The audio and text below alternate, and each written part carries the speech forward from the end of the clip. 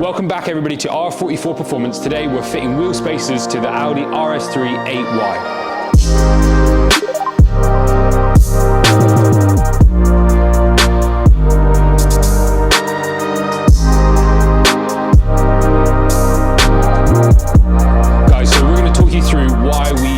For BMX wheel spacers and why you need spacers on the new RS3 8Y. So if you look at the fitment on the car from factory, it's crazy how far in the wheels are.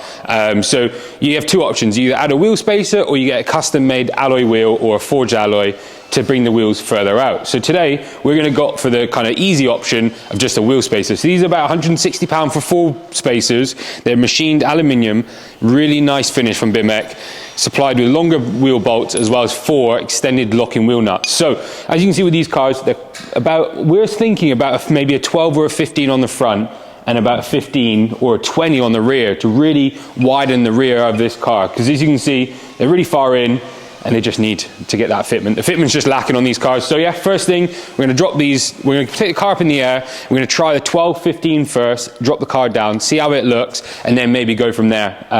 We want the wheel not to be too aggressive, because then it just looks like it's not meant to be, but just, we want the arch to be right by the edge of the tire here, but allow enough so when we lower the car, the fitment doesn't rub. So yeah, guys, let's get this on the ramp and go from there.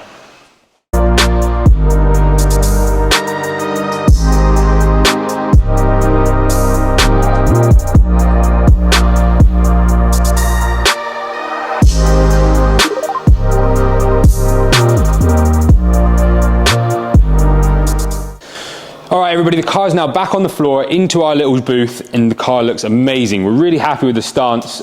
So we played around with the spacers quite a bit, actually, because the car is so far in. Obviously, RS3, iconic for the wider front wheel setup than the rear.